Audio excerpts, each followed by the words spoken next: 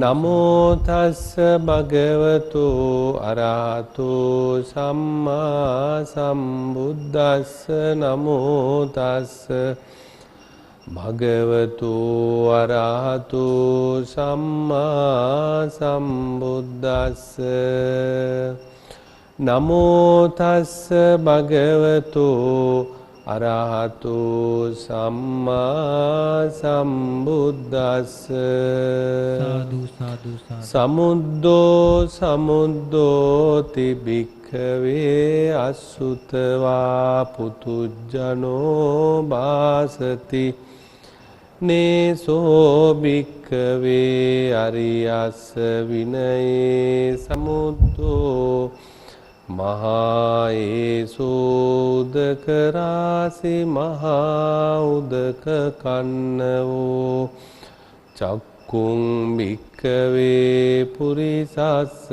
සමුද්දෝ තස්ස රූපමයෝ රූප වේගෝ යන්තං රූපමයං වේගං සහති අයං උච්චති භික්ඛවේ අතරී චක්කු සමුද්දං සෝමින් සාවට්ටං සගාහං සාරක්කසං තින්නෝ පහරගතෝ තලේ තිට්ඨති බ්‍රාහ්මනෝති.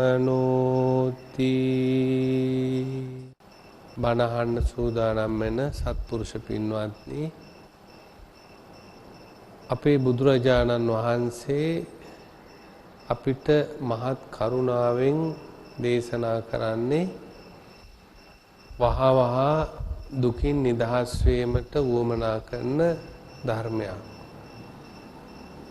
අපි මොන ජීවිතයක් ලබාගෙන හිටියත්, මොන තනතුරක වාසය කළත් පින්වත්නි, අපිට විසඳ ගන්නට දුක් රාශියක් තිබෙනවා. ඒ දුක් වලට අපි අනිවාර්යයෙන්ම මුහුණ දෙන්න ඕන. ඒ දුක් තේරුම් අරගෙන දුක් වලට මුහුණ දෙන ගමන්ම කොහොමද අපි අපේ බුදුරජාණන් වහන්සේ අපිට දුකින් නිදහස් වෙන්න දේශනා කළා තියෙන්නේ කියන කාරණාව හොඳින් සිහි කල්පනාවෙන් යුක්තව තේරුම් ගන්නට ඕන පින්වත්නි. විශේෂයෙන්ම බුදුරජාණන් වහන්සේ දේශනා කරන සෑම සූත්‍රයක්ම ආධ්‍යාත්මික ජීවිතය පිළිබඳ කරන විවරණයක්. ඒ නිසා තමයි සද්ධර්ම දේශනාවකට ඇහුම්කන් දෙනකොට අපිට යෝනිසෝ මනසිකාර කියන නුවණ හැම විටම පාවිච්චි කරන්නට වෙන්නේ ඒ ආධ්‍යාත්මිකව කරන විවරණයක් නිසා. මේ ඇත්තන්ට අද මාතෘකර ගාථා සූත්‍ර දේශනාව සමුද්ද සූත්‍රය සංයුත්ත නිකායේ ඇතුළත් වෙලා තියෙනවා. ඒ නමින් සූත්‍ර කීපයක්ම පෙළේ දකින්න තියෙනවා. බුදුරජාණන් වහන්සේ භික්ෂුන් වහන්සේ ආමන්ත්‍රණය කළා ප්‍රකාශ කරනවා සමුද්දෝ සමුද්දෝති වික්ඛවේ අසුතවා පුතුජනෝ බාසති. මහණෙනි, මේ අසුතවත් පුතුජන සත්වයා විසින් සමුද්‍රය කියලා භාවිත කරන්නේ මහා ජලාශයකටය. අරියස්ස විනයෝ, ආර්ය විනය තුල සමුද්‍රය කියලා කියන්නේ මේ ඇසටය, මේ කනටය, මේ දිවටය, මේ ශරීරයටය, මේ සිතටය ආදී වශයෙන් මේ සලායතනයටමයි කියන කාරණය අපේ බුදුරජාණන් වහන්සේ මේ සූත්‍රයේදී දේශනා කරනවා. එතකොට අසුතවත් පෘතුජ්ජනයා කියලා පින්වත්නි දේශනාව තුල සඳහන් වෙන්නේ සද්ධර්මය ශ්‍රවණය නොකරපු, සද්ධර්මය තේරුම් නොගෙන පුතුජන සත්වයාට පාවිච්චි කරන වචනය තමයි අසුතවා පුතුජනා කියන වචනය. බුදුහාමුදුරුවන්ගේ දහම ඇසුවෙත් නැහැ, බුදුරජාණන් වහන්සේගේ ධර්මයේ තේරුම් ගත්තෙත් නැහැ, අවබෝධ කළෙත් නැහැ. ඒ ඇත්තට කියනවා අසුතවා පුතුජනා. ඒ අසුතවා පුතුජනය කියන ඇත්ත පින්වත්නි බාරගෙන කටයුතු කරන්නේ විවහාර මාත්‍රයක් විතරයි. විවහාර මාත්‍රයක් කියලා කියන්නේ මුහුද, ගඟ, පොළව, අහස, මිනිස්සු, ගැහැණු ආදී වශයෙන් අර සම්මත විවහාරයක් තියෙනවා නම් ඒ සම්මත විවහාරය විතරයි අසුතවත් පුතුජනයා දැනගෙන වාසය කරන්නේ. ඊට ඔබෙන් ඒ ඇත්තට යමක් තේරුම් ගන්නට ලැබෙන්නෙත් නැහැ, අවස්ථාවකුත් උදා වෙන්නේ නැහැ. ඒ නිසා මේ අසුතවත් පුතුජනයා හැම විටම ඇසට, කනට, නහයට, දිවට මේ ඉන්ද්‍රියට ගෝචර වෙන මේ විවහාර මාත්‍රය සත්‍යයක් කොට අවබෝධ කරනවා, සත්‍යයක් කොට දැනගන්නවා, සත්‍යයක් කොට වාසය කරනවා. ඒ වාසය කිරීම නිසා බුදුහාමුදුරෝ දේශනා කරනවා බොහෝ ඇත්තන් නැවත නැවත මේ සංසාරයේ උපදීමට උවමනා කරන ආසය, අනුශය එකතු කරන්නට ඒක හේතුවක් බවට පත් වෙනවා. එතකොට ඥානවන්ත බෞද්ධයා තේරුම් ගන්නට ඕන මේ අසෘතවත් බවෙන් නිදහස් වෙන්න. සුතවා අරිය ශ්‍රාවකා. ආර්ය ශ්‍රාවකයා මේ විවහාරය විදියට දකින ගමන්ම විවහාරයට ඔබෙන් ඇති යථාර්ථය තේරුම් ගන්නට හැම විසම උත්සාහ කරන කෙනෙක්. ඒ උත්සාහ කිරීම විතරක් නෙමෙයි පින්වත්නි, ඒ ඇත්තා මේ ජීවිතයේ යථාර්ථය තේරුම් ගන්නවා. ඒ තේරුම් ගත්ත යථාර්ථය ඇති ශ්‍රුතවත් ආර්ය ශ්‍රාවකයාට මේ සංසාර දුක පවතින්නේ නැහැ. සංසාර දුක එතනින් අවසන් වෙනවා. එතකොට බුදුරජාණන් වහන්සේ දේශනා කරන ධර්මය පින්වත්නි ගැඹුරු නිසා බුදුහාමුදුරුවෝ හැම විටම අර බාහිරින් පේන දේ, එහෙම නැත්නම් විවහාරයේ දකින්ට තියෙන දේ පෙන්නලා ඒක ඔස්සේ බුදුරජාණන් වහන්සේ තමන් වහන්සේ දක්වන ජීවිත යථාර්ථය පෙන්වන්නට තමයි සෑම සූත්‍රයකින්ම වාගේ උත්සාහ කරන්නේ. එතකොට මේ සමුද්ද කියන සූත්‍රේනුත් බුදුරජාණන් වහන්සේ ඒ කටයුත්තමයි කරන්නේ. අර එකවරම සමුද්දෝති භික්ඛවේ අසුතවා පුතුජනෝ භාසිතා කියලා මේ අසුතවත් පෘතුජ්ජනයාගේ භාසිතයක් විතරයි මේ මුහුද කියන මේ ජලාශය. නමුත් අරියස්ස විනය, අන්න ඒක ඊටාම වැදගත් වචනයක්. හුඟක් සූත්‍රවල තියෙනවා මේ අරියස්ස විනයෝ කියන එක. ඒ කියන්නේ හික්ම වෙන, හික්මෙන්ට බලාපොරොත්තු වෙන තැනැත්තා විසින් අවබෝධ කළ යුතු ප්‍රදේශය ගැනයි බුදුහාමුදුරුවෝ අරියස්ස විනයේදී අවධානයට ලක් කරන්නේ. දැන් අපි නිතර අහන දෙයක් නේ, උදාහරණයක් වශයෙන් අරියස්ස විනය තුල ලෝකේ කියලා පෙන්වන්නට මේ බඹයක් පමණ ජීවිතේ. ඒ වගේ මේ අරියස්ස විනය තුල මුහුදේ කියලා බුදුහාමුදුරුවෝ පෙන්වන්නේ ඇස, කන, නාසය, දිව, ශරීරය, සිත කියන මේ ආයතනවල රූප, ශබ්ද, ගන්ධ, රස, ස්පර්ශ කියන අරමුණු වෙත ගැලීමත් ඒ තුල ඇතිවෙන මේ කෙලෙස් මුහුදත්, ඒ කෙලෙස් මුහුදේ ජීවිතේ සංසාර සාගරය තුල නිමක් වෙන ආකාරය තමයි මේ සමුද්ද සූත්‍රයේදී බුදුරජාණන් වහන්සේ දේශනා කරන්නේ. එතකොට අපි දන්නවා නිතරම පාවිච්චි කරන වචනයක් තියෙනවා, මේ සූත්‍රාශ්‍රයෙන්ම තමයි ඒව විවහාරයට ඇවිල්ලා තියෙන්නේ. මේ සංසාරය ගැන කියනකොට වැඩි උගත්කමක් නැති අය පවා භාවිත කරන වචනයක් තමයි සංසාර සාගරය කියන එක.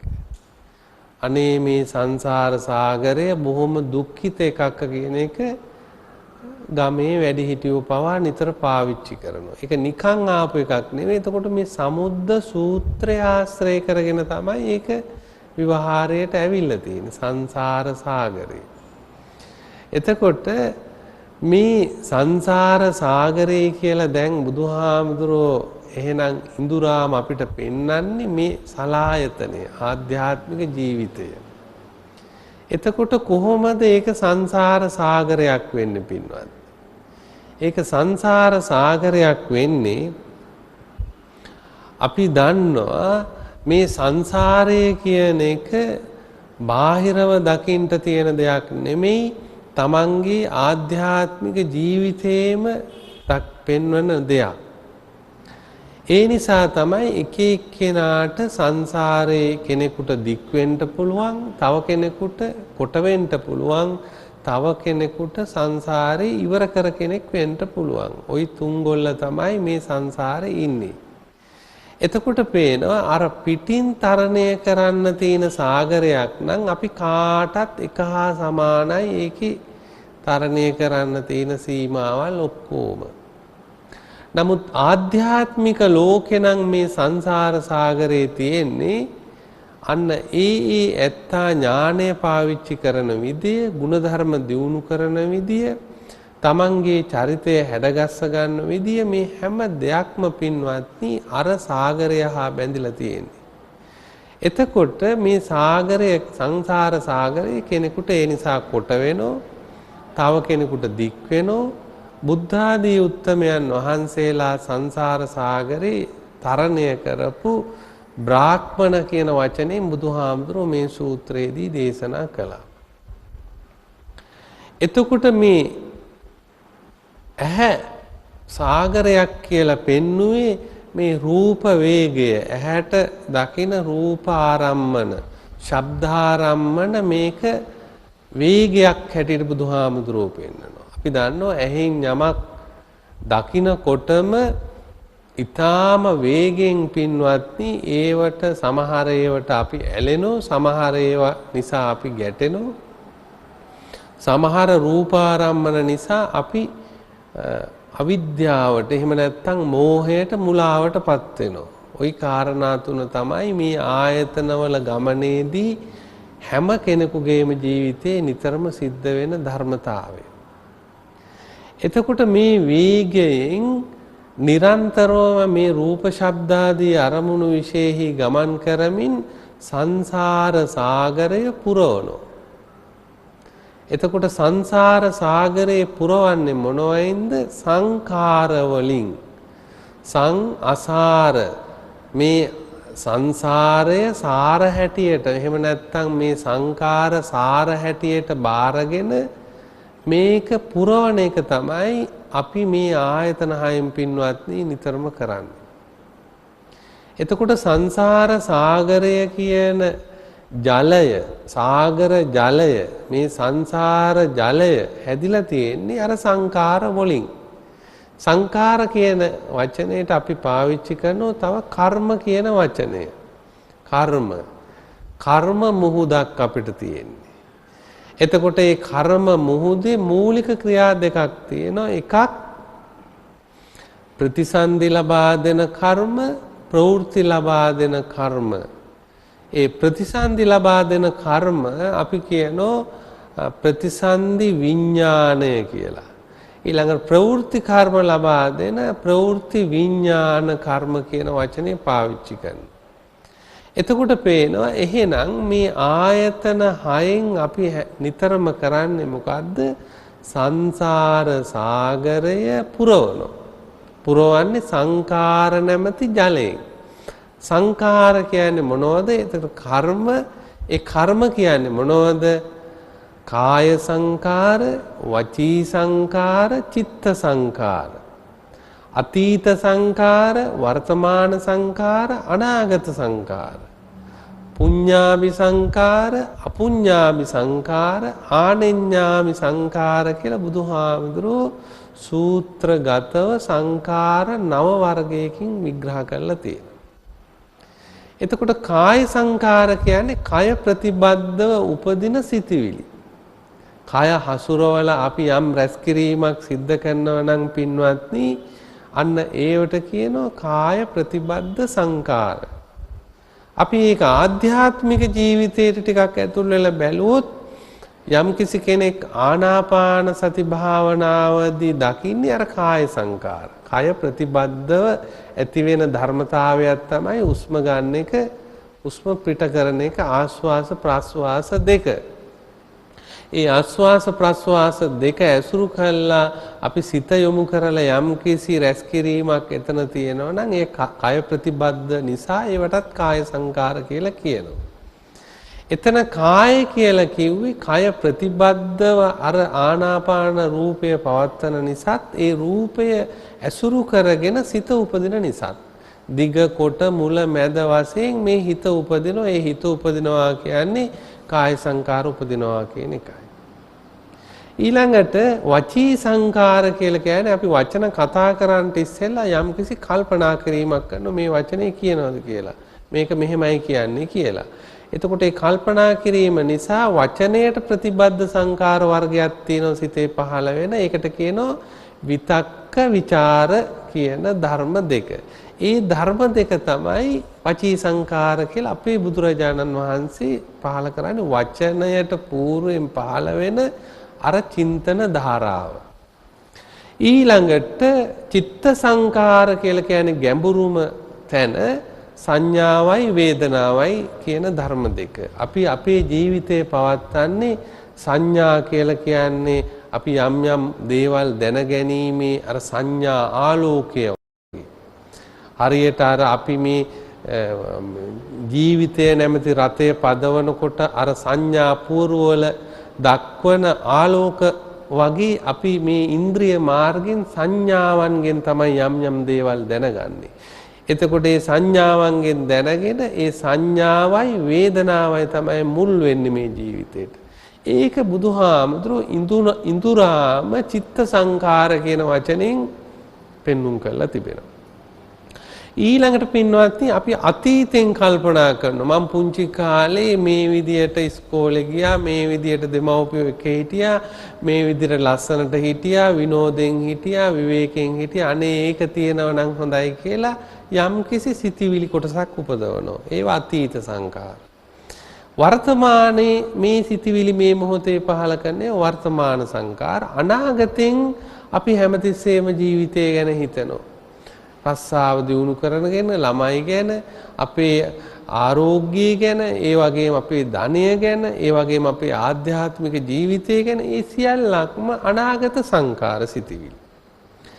එතකොට බුදුහාමුදුරුවෝ මේ සියලුම සංඛාර කොටස් තුනකින් පෙන්වූ ආර්ය ශ්‍රාංග මාර්ගයේ. ඒ කොහොමද?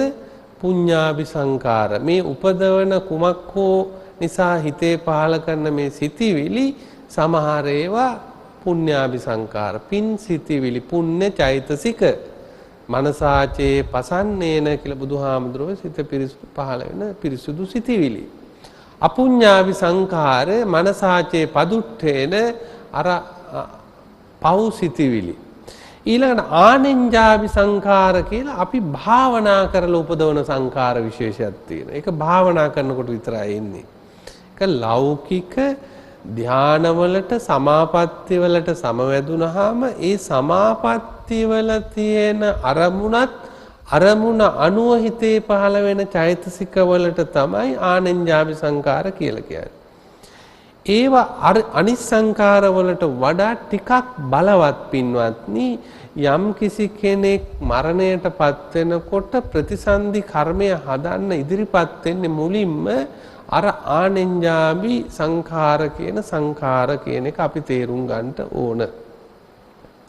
එතකොට පුඤ්ඤාභි අපුඤ්ඤාභි ආනෙන්ජාභි කියන සංඛාර වර්ග තුනම බුදුහාමුදුරුවෝ පෙන්වුවේ අවිජ්ජා පච්චයා සංඛාරා. එහෙනම් මේ සංසාර සාගරයේ තියෙන සියලුම ජලය අන්ධකාරයේ රැස් කරපුවා.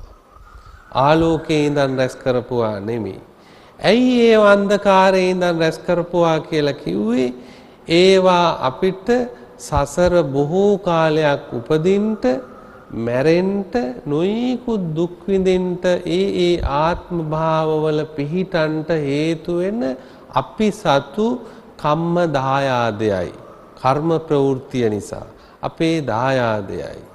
එතකොට පේනවා ඒ අවිද්‍යාව පදනම් කරගෙන නම් මේ සංසාර සාගරේ ජලය සියල්ලක්ම අඳුරේ රැස් කරපුවා. අන්න අපි එහෙම ඉගෙන ගත්තාම හරි. ආලෝකයේ ඉඳගෙන රැස් කරපුවා නෙමෙයි. ඇස පාවිච්චි කරේ එහෙනම් අඳුරේ ඉඳගෙන. මොකද්ද අඳුර? මේ විවහාරයක් හැටියට තේරුම් ගන්නට බැරුව මේක ඇත්තක් කියලා බාර අරගෙන මමය මගේ කියන වැරදි දිට්ඨි සම්පයුක්ත මානසික තත්වයකින් ඇති කරගත්තා වූ සිතිවිලි කර්ම නිසායි බුදුහාමුදුරෝ ඒවා අවිද්‍යාවෙන් යුක්ත කරෝලේ ඉඳන් රැස් කරපු කර්ම හැටියට උන්වහන්සේ ධර්මයේ දේශනා කළදී. එතකොට දැන් අපි එක දෙයක් ඉගෙන ගත්තා. අපි සතුයි සංසාර සාගරේ. ඒ සංසාර සාගරේ ජලය සංකාර. ඒ සංකාර විද්‍යාවේ ඉඳගෙන රැස් කරපුවා නෙවෙයි, අවිද්‍යාවේ ඉඳගෙන රැස් කරපුවා, අඳුරේ ඉඳගෙන රැස් කරපුවා. ඊළඟට බලන්න එහෙනම් මේ රැස් කිරීම රැස් වෙලා තියෙන්නේ, ඒකට සංක්ෂේපයෙන් බුදුහාමුදුරුවෝ වචනයක් පාවිච්චි කරනවා මේ සංසාර සාගරේට. ඒ තමයි පංච උපාදානස්කන්ධා කියන එක. එහෙනම් මේ රැස් වෙලා තියෙන්නේ පංච උපාදානස්කන්ධය තුලයි. එතකොට මේ පංච උපාදානස්කන්ධය තුල රැස් වෙලා තියෙනවා නම් මේ සංසාර සාගරේ දුකයි. සංකිට්ඨේන පංච උපාදානස්කන්ධා දුක්ඛා. ඒක දුකයි කියලා බුදුහාමුදුරුවෝ දේශනා කළා. එතකොට එහෙනම් මේ සංසාර සාගරය අපි සතුයි. ඒ කියන්නේ උපාදානස්කන්ධය. ඒ උපාදානස්කන්ධය අපි සතුයි. එතකොට ඒ උපාදානස්කන්ධයේ හේවත් සංසාර සාගරේ අපි හිඳවන්නේ නැහැ. සිඳවන්නේ නැහැ. අපි නැවත නැවත පුරවනවා. පුතුජන මනසකින් අසුතවා පුතුජනයා මේ අසුතවත් පුතුජනයා සිඳවන්නේ නැහැ. මේ ආයතන පාවිච්චි කරලා රූප ශබ්ද ගන්ධ රස ස්පර්ශ අරමුණු විශේෂයි නැවත නැවත මේ සංසාර සාගරේ පුරවන. එතකොට පේනවා එතනින්ම අරගෙන ප්‍රතිසන්දියකුත් විපාකිකුත් ලබන ගමන්ම මේක අඩු වෙන්නට ඉඩ නොදී පුරවනවා. එහෙනම් පින්වත්නි සංසාර සාගරේ ඉවර වෙන්නේ නැහැ මේක තේරුම් ගත්තොත්. එහෙනම් කාටවත් මේක নমස්කාර කිරීමකින්ම විසඳ ගන්න පුළුවන් දෙයක් නොවේ කියලා අපිට පැහැදිලිව පේනවා. කෙනෙකුට යම්කිසි ඉල්ලා සිටීමක් අපි වෙනුවෙන් මේක කරලා දෙන්නේ කියලා ඉල්ලා සිටීමකුත් මේක කරන්න බෑ කියලා තේරෙනවා. ඒ නිසායි බුදුහාමුදුරෝ දේශනා කළේ මිනිස්යා ඥානවන්ත වෙන්න ඕන. විචාර බුද්ධියෙන් යුක්ත කෙනෙක් වෙන්න ඕන. එයා හරිගස්සන මේ සංසාර සාගරේ එයා හිඳවන්න ඕන. ඒ හිඳෙව්වොත් එයාට පුළුවන්කම තියෙනවා මේ සංසාර සාගරයෙන් එතර වෙන්න. එතකොට දැන් ඊළඟට බුදුහාමුදුරුවෝ පෙන්නන මේ සංසාර සාගරේ තියෙන බය, ඌමි බය. ඌමි බය කියලා කියන්නේ මහා මත්සීන් මේකේ වාසය කරනවා. ඊළඟට ආවට්ට බය. ආවට්ට බය කියලා කියන්නේ මේකේ මහා දිය පහරවල් තියෙනවා. ඊළඟට බුදුහාමුදුරුවෝ මේ සූත්‍රේ අර මුහුදු රකුසන් කියන වචනේ පාවිච්චි කරලා තිනවා. ඒ ඔක්කොම පින්වත්නි අර ජීවිතයේ ඇතුළාන්ත පෙන්වන ධර්ම. එහෙම නැත්නම් අර අපි හිතේ මවාගත්ත රකුසෙක් ගැන හෝ මහා මත්සෙක් ගැන හෝ එහෙම නැත්නම් දියසුලියක් ගැන අර පිටින් පෙන්නුවට මේ සංසාර සාගරේ ඇති වෙලා තියෙන தත්ත්වය ගැනයි බුදුහාමුදුරුවෝ පෙන්වුවේ. එතකොට මෙතන මේ දිය පහර නිතරම උපාදානයත් එක්ක මේ ඇත්තු දන්නවා සාගරය කියන එක හැම විටම රළ නගිනෝ. රළ නගිනෝ, රළ බිඳෙනෝ, රළ නගිනෝ, රළ බිඳෙනෝ. බලන්ට මේ සංසාර සාගරේ එහෙම නැත්නම් මේ පංච උපාදානස්කන්ධ එහෙම නැත්නම් මේ තමන්ගේ චිත්තසංතානයට එබිලා බැලුවොත් සිතවිලි උපදිනෝ සිතවිලි බිඳෙනෝ. මේ සාගරේ සිතවිලි උපදිනෝ සිතවිලි බිඳෙනෝ.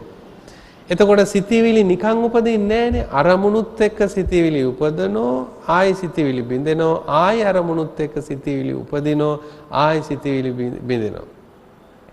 එතකොට මේ සිතවිලි අර සාගරේ අර රළ උපදින්නට යම්කිසි ධර්මයක් හේතු වෙනවා. ඒ තමයි අර වාතය. එතකොට මෙතන උපාදානය කියන එක අර සුළඟ අරකට අර සාගරේ රළ උපදවන වගේ පින්වත්නි බුදුහාමුදුරුවෝ පෙන්වන මේ උපාදානයත් එක්ක තමයි මේ සිතිවිලි උපාදාන සිතිවිලි මේ සංසාර සාගරේ උපදින්නේ.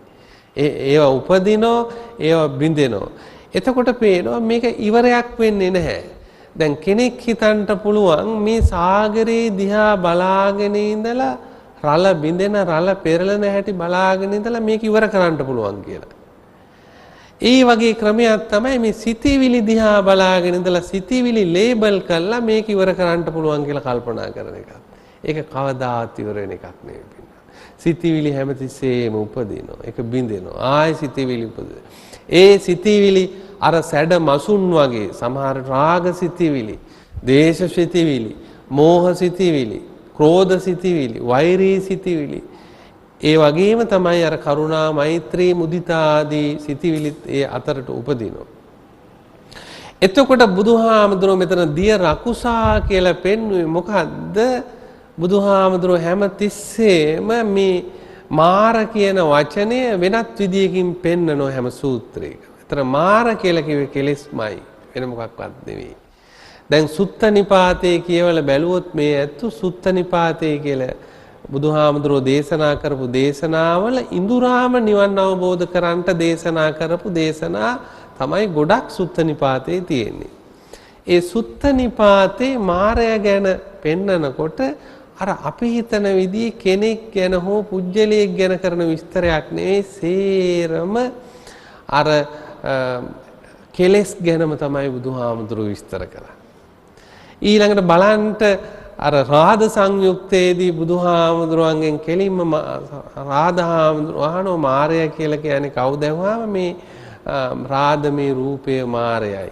මේ වේදනාව මාරෙක්, මේ සංඥාව මාරෙක් කියලා එතන මේ ස්කන්ධ පංචකය මාරෙක් හැටියට බුදුහාමුදුරුවෝ පෙන්වනවා. එතකොට පේනවා එහෙනම් අර අපි තුල තිබෙන කෙලෙස්ම මෙතන මාරයා හැටියට පෙන්වුවා. එතකොට මෙතන මරණය අපිට එනම් උත්පත්තිය මරණය කියන එක ලබා දෙන්නේ මොනවයින්ද? කෙනෙක් හෝ පුජ්‍යලයකගේ බලයක් නිසා වෙන දෙයක් නෙමෙයි පින්වත්නි. අපි උපදවන කෙලෙස් නිසාම තමයි අපි උපදින්නේ. අර මෘතමාර කියන මරණය කියන එක අපි වැළඳගන්නේ. එහෙම නැත්නම් මරණය නැමැති මායя වැළඳගන්නෙත් අර කෙලෙස් නිසා. එතකොට උත්පත්තිය සහ මරණය පමණක් නෙමෙයි ලෙඩවීම, ව්‍යාධි, මේ වයසට යෑම, ජරාවට යෑම මේ සියල්ලක්ම කෙලෙස් වල පිහිටෙන් කෙලස් වල උපකාරයෙන් සිද්ධ වෙන නිසා බුදුහාමුදුරුවෝ පෙන්නනවා මේ සංසාර සාගරය මාරෙක් වගේ. ඒ කියන්නේ අපිට දුක පිනිස, වෙහෙස පිනිස, පීඩා පිනිස මේ සංසාර සංඛාර අපිට උදව් වෙලා තිබෙනවා කියලා බුදුහාමුදුරුවෝ පෙන්වනවා. එතකොට කෙනෙකුෙන් ඇහුවොත් මේ සංසාර සාගරයේ Tamanට ඇති වුණු පිහිට මොකද්ද කියලා පිහිටක් නැහැ. මේ තමන්ම උපදවන සාගරයේ තමන්ම ගිලෙනවා. සැඩ මසුන්ගේ පහරට අහු වෙනවා. මරණයට අහු වෙනවා. ඒ වගේම පින්වත්නි ඉමක් කොමක් කොනක් නැතුව තමන්ට මේක තේරුම් ගන්නට බැරුව නොයිකුත් වැරදි දෘෂ්ටි, වැරදි මතවාද පස්සේ ගිහිලා ජීවිතේ සැනසීමක් හොයනවා. මේ සියල්ලක්ම බුදුහාමුදුරුවෝ පෙන්වුවේ තමා තුළම සිද්ධ වෙන කාරණාවක් හැටියට. එතකොට පේනවා පින්වත්නි දැන් තමන් හදාගත්ත සාගරේම තමන් ගිලෙනව නම් ඒක මහා දුකක්. අන්න ඒක දුක්ඛ සත්‍යයි. එතකොට තමන්ම මේ දුක හදාගෙන දුකේ ගිලිලා ඉන්නවා. එසා මේ සූත්‍රයේදී දුක්ඛ සත්‍ය කියලා පෙන්වන්නේ අපි දැන් චතුරාර්ය සත්‍ය තමයි හැම සූත්‍රයකින්ම විග්‍රහ වෙන්නේ. එතකොට මේ දුක්ඛ සත්‍ය කියලා අපි තේරුම් ගන්න ඕන පින්වත්නි අපි ළඟ මේ සංසාර සාගරේ තියෙනවා කියන එකයි. සංසාර සාගරේ අපි ළඟ තියෙන එක දුක්ඛ සත්‍යයි. අපි සංසාර සාගරේ සිඳෙව්වේ නැහැ. ඒක ඈතර වුණේ නැහැ. ඒකෙන් ඈතර වෙන්න මාර්ගයක් ගැන කල්පනා කළේ නැහැ. එතකොට ඥානවන්ත කෙනා එහෙනම් කල්පනා කරන්න ඕන මේක දුක්ඛ සත්‍ය නම් දුක්ඛං පරිඤ්ඤයං මේක අපිම පිළිසිඳ දැනගන්න ඕන. මගේ ළඟ තමයි මේ දුක් සසර තියෙන්නේ. මේක පුරවන්නෙත් මමමයි. මේක ගිලිලා ඉන්නෙත් මමයි කියලා දුක්ඛං පරිඤ්ඤයං මේක මේ දුක අවබෝධ කරගන්න ඕන මේ ජීවිතේදී. ඊළඟට පරිඤ්ඤාතං මේක අවබෝධ කරලා ඉවර කරන්න ඕන. දැන් එක සත්‍යයක් බුදුහාමුදුරෝ සත්‍ය ඥාන, කෘත්‍ය ඥාන, කෘතඥාන ඒවන් ත්‍රිපරිවට්ටං කියලා තුන් ආකාරකින් පෙන්වනවා. මේක දුක්ඛ සත්‍යයි කියලා දැනගන්න ඕන. මේ දුක්ඛ සත්‍ය පිළිසිඳ දැනගත යුතුයි තමා විසින් පරිඤ්ඤයං. ඊළඟට මේ දුකෙන් පරිඤ්ඤාතං මේ දුක ඉවර කරන්න ඕන. කියන අන්න අර ආකාර තුනම පින්වත්නි තමාගේ ජීවිතය තුළ යෝනිසෝ මනසිකාරයෙන් යුක්තව බලලා තේරුම් ගත යුතුයි කියන එකයි බුදුරජාණන් වහන්සේ දේශනා කළේ. එතකොට මෙහෙම බණ අහනකොට තමයි අපි ශ්‍රුතවත් ශ්‍රාවකයෙක් බවට පත් වෙන්නේ. අපි දැනගන්න මේක අපේ බුදුහාමුදුරුවෝ මෙහෙම දෙයක් තමයි මේ දේශනා කරලා තියෙන්නේ. මේ සූත්‍රයේ ආශ්‍රයෙන් කොහොමද අපේ බුදුහාමුදුරුවෝ මේ චතුරාර්ය සත්‍ය පෙන්වන්නේ? අන්න පෙන්නලා තියෙනවා සංසාර සාගරේ කියන එක ඒ වචනේ පාවිච්චි කළා. අර අන්ධ පුතුජනයාගේ ස්වභාවයත් ඒකේ තමන් ගැලිලා ඉන්න ආකාරයත් බුදුහාමුදුරුවෝ අපිට පෙන්වලා තියෙනවා. ඊළඟට පින්වත්නි දෙවෙනි සත්‍යයේ හැටියට ගත්තාම කොහොමද සමුදය මේක සමුදය වෙන්නේ? එහෙමනම් මේක පිරෙන්නේ කොහොමද සංසාර සාගරේ? මේ දුක උපදින්නේ. දැන් මේ ඇත්ත දැනගත්තා. චක්කුණා රූපං දිස්වාන නිමිත්තක් ගාහේ කියලා බුදුහාමුදුරුවෝ පෙන්වුවේ ඇහෙන් රූපයක් බලලා නිමිත්තක් ගන්න එපා. නිමිත්තක් ගත්තොත් මොකද්ද? අර රළ වේගයේ උපදිනෝ. අර කෙලෙස් මුහුද උපදවනෝ. නැවත නැවත සංකාර උපදවනවා කියලා පිය රූපං සාත රූපං එත්තේසා තණ්හා uppajjamaana uppajjati කියලා උන්වහන්සේ පෙන්නනවා. එතනින් අර තණ්හාව හට අරගෙන මේ කෙලෙස් මුහුද පුරවනවා කියලා. එතකොට පේනවා එහෙනම් සමුදය සත්‍ය කියලා පෙන්වන්නේ මේ ආයතන හයේ වැරදි ක්‍රියාකාරීත්වයයි. ඇස කන නාසය දිව ශරීරය සිත කියන මේ ආයතන හයේ වැරදි අනවබෝධ අශෘතවත් ගතියේ ක්‍රියාකාරීත්වය නිසා මේ සංසාර සාගරය පුරවනවා. අන්න ඒක සමුදයයි. ඒක තමයි තණ්හා කියලා බුදුහාමුදුරුවෝ. පෝනෝ භවිකා නැවත නැවත මේ ඇති කරවන්නේ මේ සංසාර සාගරේ Tamanමයි. අන්න එතන. ඒකත් Taman දැනගන්න ඕන. මේක ප්‍රහාණය කළ යුතුයි. මේක Taman ප්‍රහාණය කළ යුතුයි කියලා දැනගන්න ඕන. ඒ වගේම මේක මේ ජීවිතයේදීම මම මේක ප්‍රහාණය කරන්න ඕන කියලා දැනගන්න ඕන. ඒකත් තුන් ආකාරයකින් බුදුහාමුදුරුවෝ පෙන්වනවා. ඊළඟට නිරෝධ සත්‍ය බැලුවොත් නිරෝධය කියලා කියන්නේ මොකද්ද? මේ සංසාර සාගරේ හිඳවල දාන එක. එහෙනම් හිඳවන්න බෑ ලේසියෙන්. අපි මේ හිඳවනවා කියලා කියන්නේ සම්පූර්ණ උපාදානස්කන්ධය අයින් කරනෝ. අන්න එතෙන්ට පෙන්නවා විඥානස්ස නිරෝධේන විඥානය නිරෝධ කිරීම හැටියට තමයි බුදුරජාණන් වහන්සේ පෙන්වන්නේ.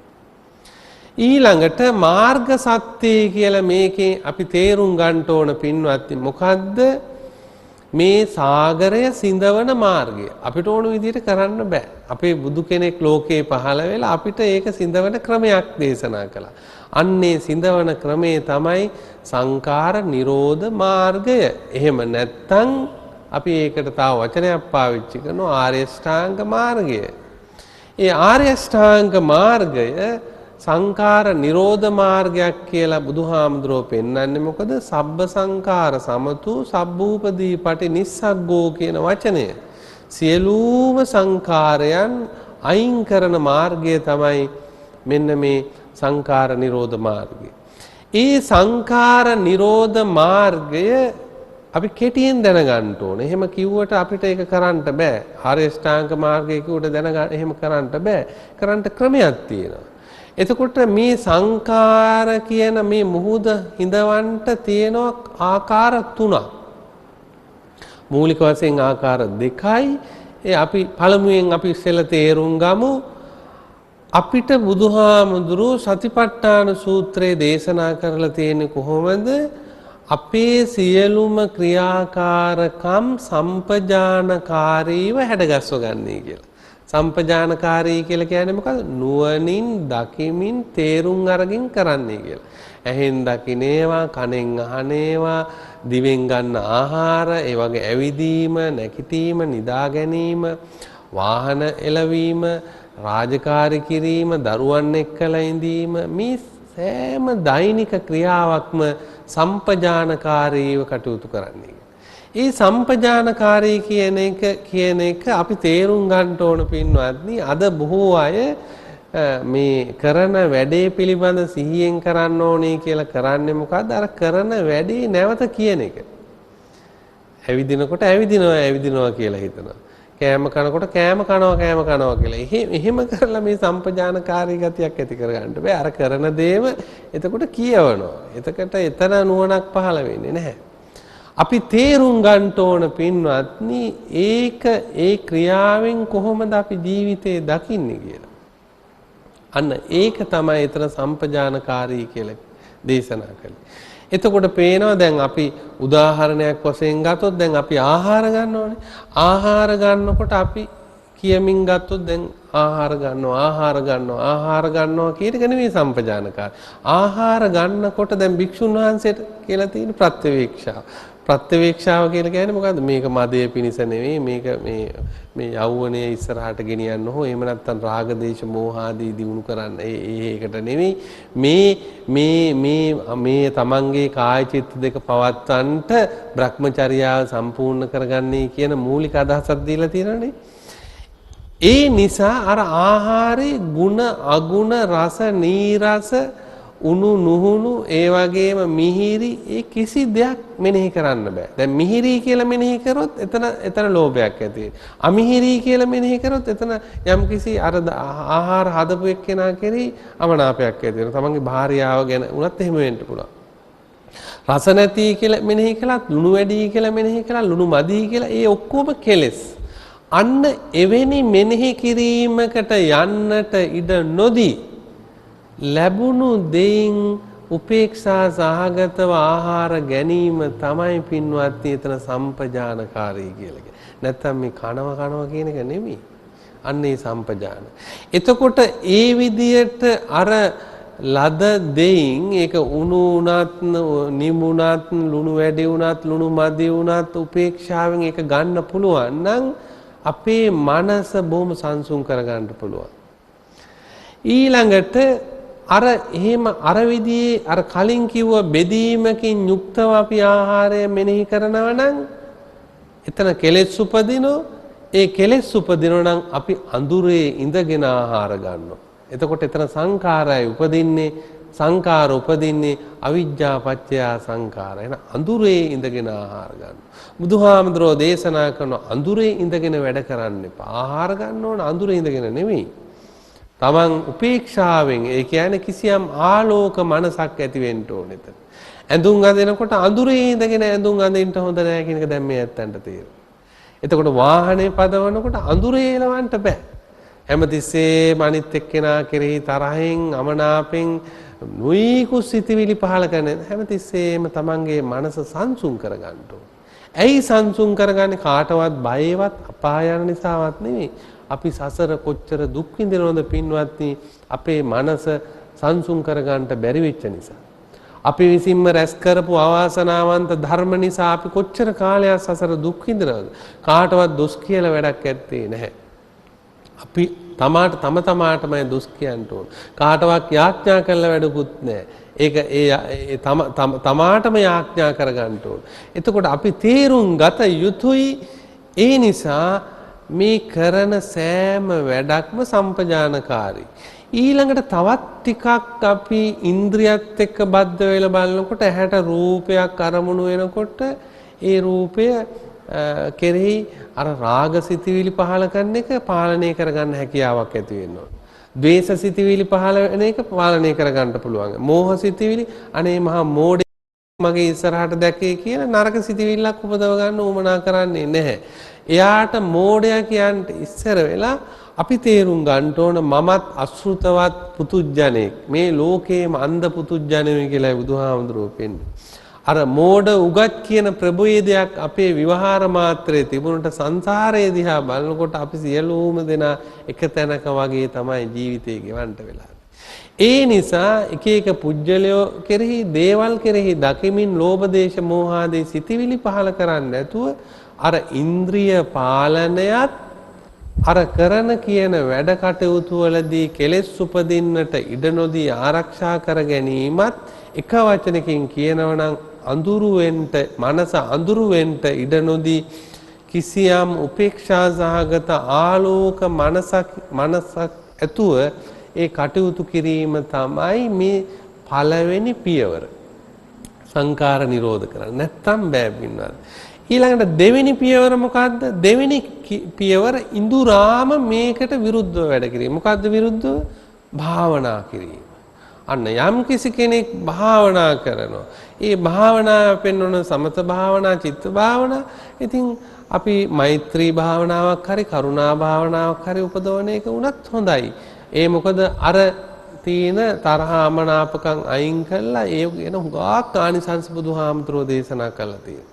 බුද්ධානුස්සතිය දැන් මේ බෞද්ධ රූපවාහිනිය උදේට බුද්ධානුස්සතිය ප්‍රචාරය කරන මේ බුද්ධානුස්සති භාවනා හැමෝම කරාම තමන්ගේ අර සංඛාර සමනය කරගන්න ඒක මාර්ගයක් වෙනවා. ඊළඟට ඊටත් වඩා ඉඳුරාම මේ කෙලෙස් අයින් කරන මාර්ගය තමයි පින්වත්නි විදර්ශනා. විදර්ශනාව කියලා කියන්නේ තමන් ගත්ත අරමුණත් මං මේ අරමුණක් හැටියට අපි හිතමු මෛත්‍රී හිත කියලා. මෛත්‍රී හිත උපදවපු කෙනා දැන් හොඳට සිත ඒකාග්‍රතාවයට පත් වුණාට පස්සේ එයාට පේනවා මේ මෛත්‍රීත් වේදනාවක් තියෙනවා. මේ මෛත්‍රී සංඥාවක් තියෙනවා. මේ මෛත්‍රීත් රූපයක් තියෙනවා. සිත අල්ලගත්තා වූ රූපයක්. මේ මෛත්‍රී සංඛාර තියෙනවා. ඒ කියන්නේ පින් කියන චෛතසික උපදිනවා. මේ මෛත්‍රීත් විඥානය තියෙනවා. එහෙනම් මෛත්‍රී අරහිතේ සමත භාවනාව තුලත් උපාදානස්කන්ධයක් තියෙනවා. අන්න ඒ නිසා බුදුහාමුදුරුවෝ පෙන්නනවා ඊ උපාදානස්කන්ධයම හොඳ පිරිසුදු සිතකට ඒක රාශී කරපු අවස්ථාවේ උන්වහන්සේ බොහෝම රමණීය උදාහරණයක් පෙන්නනෝ සෝරච්ඡං මේ පමෝචනං. හරියට අර පං මිටිය එහෙම නැත්නම් ගොයන් මිටිය ඇඟිලි පහෙන් මිටි මොලවල අල්ලගෙන සෝරච්ඡං මේ පමෝචනං දෑකැත්ත තමයි සෝරච්ඡ කියන්නේ. ඒ සෝරච්ඡෙන් එක සැරේට අර පහම කපලා අර මිටියම කපලා දානවා වගේ මේ පංච උපාදානස්කන්ධය අනිත්‍යයි දුකයි අනාත්තයි කියලා අවබෝධ කිරීමෙන් ඒ පංච උපාදානස්කන්ධය නිරෝධ කරන්නට පුළුවන් භාවනා ක්‍රමය තමයි විදර්ශනාව කියලා කියන්නේ. එතකොට මේ විදියට අර සංඛාර නිරෝධ කරන්න අපිට ක්‍රමයක් තියෙනවා. ඒව ටිකක් වෙහෙස කරයි ඔය හැම දෙයක්ම. පහසු නෑ. කෙනෙකුට බනින තරම් පහසු නෑ. පස්සේ තැවෙනවා අපි. ඊළඟට කෙනෙකුට වැරදි වැඩක් කරන තරම් පහසු නෑ. ඔයනි දේවල් කරන්න. මොකද අපි සසර පුරුදු වෙලා ඉන්න විදිය පින්වත්නි. ඒ නිසා යම් කිසියම් අපිට ජවයක් වුමනා කරනවා. ඒ නිසා තමයි අර ඉද්ධිපාද කියන ඒවා පාවිච්චි කරන්නයි කියලා කිව්වේ. ඉද්ධිපාද කියන ඒවා මෙන්න මේවා මං මේ වීරිය පාවිච්චි කරනවා. ඒ වගේම මගේ අදිෂ්ඨානය පාවිච්චි කරනවා. ඒ පාවිච්චි කිරීමෙන් මට මේක මම මේ සසර මේ විදිහේ එකක් කියලා සංසාරයේ තියෙන බය තේරුම් අරගෙන මමම තමයි මේකෙන් ගැලවෙන්න ඕන කියන අදිෂ්ඨානෙන් යුක්තව වැඩ කිරීම. එතකොට සරල බණේ කියලා જાතියක් නැහැ පින්වත්නි. ඥානවන්ත මිනිසයන්ට කරපු දේශනාවක් නේ. ඉතින් ওই පුළුවන් තරම් සරල විදියට තමයි මේව දේශනා කරන්නේ. අපේ බුදුහාමුදුරුවෝ අපිට මහත් අනුකම්පාවෙන් මේ ජීවිතයේදීම නිවන් අවබෝධය පිණිස දේශනා කරපු සූත්‍රයකට මේ ඇත්තෝ ටික වෙලාවක් ඇහුම්කන් දුන්නා. බුදුපසේ බුදුමහරහතන් වහන්සේ නිවී සැනසී පැමිණ වදාළ පරම ශාන්තමා මහ නිවන් සම්පත්තියම අවබෝධ වෙත්වා කියලා සාදු කියලා ප්‍රාර්ථනා කරන්ට. itthavatā cammehi sambhataṃ puñña sampadaṃ sabbe devā anumodantu sabbe bhūtā anumodantu sabbe sattā anumodantu sabba sampatti siddhiyā